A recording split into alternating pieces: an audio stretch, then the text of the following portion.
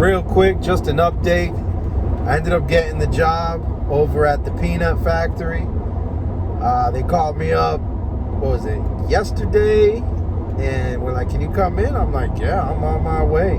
So it's a 35-minute ride, 12-hour days, 7 a.m. to 7 p.m. Man, I couldn't, it's probably one of the toughest jobs I've ever worked in my life. And I've worked a lot of tough jobs. If you know me, you know I'm not scared of hard work, and the harder and dumber the work, the better I feel. But this work is not so much hard work as it is dangerous work, man. I just can't believe it's normal for people to work 12 hours a day here, you know, most of the week, low pay, and man, and these guys are all happy. They're all happy to see you. It's like they appreciate every dollar, man. And there's just, what I do is, right now I'm called with a dumper, so they got all these little, it's a yard. I work in a giant truck yard. And the farmers, it's a temporary seasonal work. The farmers all bring in tractor trailer loads of peanuts.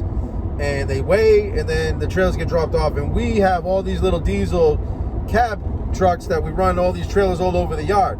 So I sit over in this one spot where there's a giant 80-foot elevator tower that leads to a catwalk over that goes through the warehouses with a conveyor belt on in the middle of these catwalks. And the truck comes and drops off the trailer. I put up a little swivel. I stop the trailer, and he drops the trailer and leaves it with me on this big machine. And I lift the trailer up in the air like a bridge for a ship to pass through while I open the gate, and I dump all the peanuts in a hopper.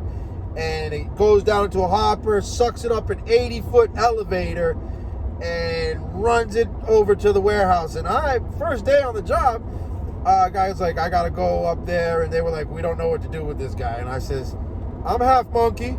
They go, oh, great, you can come with me.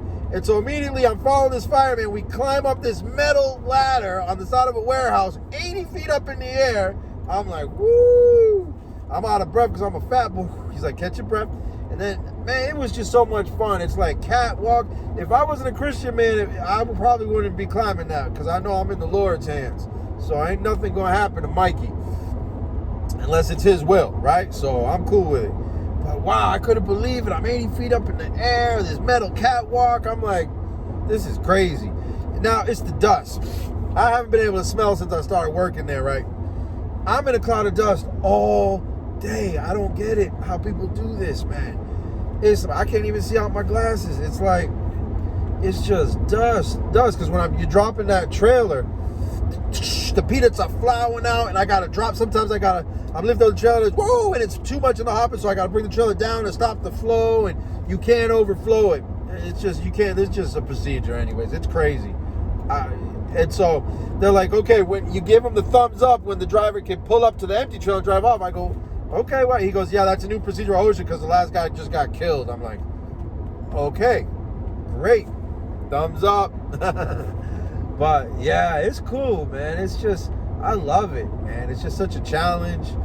And the people there are so nice, so cool. I'm working with this Mexican cat, well, Tex-Mex. I guess they were like, the Mexican crew shows up October. And I guess they're like that. But the dude I'm working with, he's Tex-Mex. He lived most of his life in Texas. He's from Mexico. And man, he's 55, so we get along good. I'm almost 50. I felt like I said a lot of prayers, but he kind of took me under his wing, and I've been straight working with him. Well, he's one of the truck drivers, and he's a hard worker. He jumps out of his truck and helps me. He's a hard worker. Yeah, I don't know. So he kind of took me under his wing. There's him. There's this one black cat. Well, there's a couple black cats. This one black dude, man, he's so cool. He's kind of cool. He's a younger cat. I think he told me he's 22. Hold on, what's going on here? Okay. Anyways, here's going on. 1 mile, turn right onto Butler Street. I'm trying to listen to the GPS because, you know, I'm directionally challenged. I still don't know how to get home. But, yeah, cool job, man. Challenging. Should bring me right to the Christmas season. So, man, the Lord answered prayer. I got a job. Gonna be getting overtime. Gonna have money to spend someday, Lord willing. So everything's cool. Got the job. Thank you if you reference me. And we doing it too. And shout out to these Southern boys, man. Living down south, I got so much respect for these people. I mean, the media just makes them look like rednecks. These guys are some hardest working people. It's farm country. I mean, it's nothing. These farms, I'm eating peanuts all the time. I'm working at a factory that sells peanuts to M&Ms, to China, everyone buys peanuts off these people. And man, everything just cows everywhere. Farm country is a totally different lifestyle. I mean, I'm driving down the road and someone comes by, they wave. It's like, you don't get that in New England. They flip you off. I mean, it's just the people are so nice.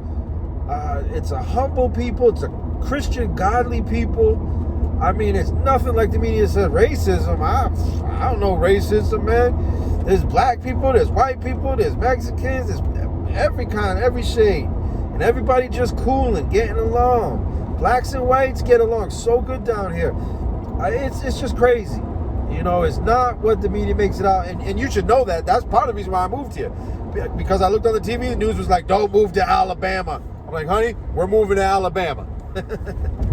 No, I just trusted in the Lord. But man, just a shout out, like I was saying, to the Southern folk and amazing people. And I've been here a year and they've welcomed me and helped me. And it's just been a godsend. So I thank the Lord, number one. And just letting y'all know, I got the job. It's a tough job, but boy, the Lord has a way of preparing your heart, right? Because if I wasn't hungry for a job, if He prepared my heart just right, so I'm so thankful for this work. So anyways, talk to y'all later. Just an update. Bye.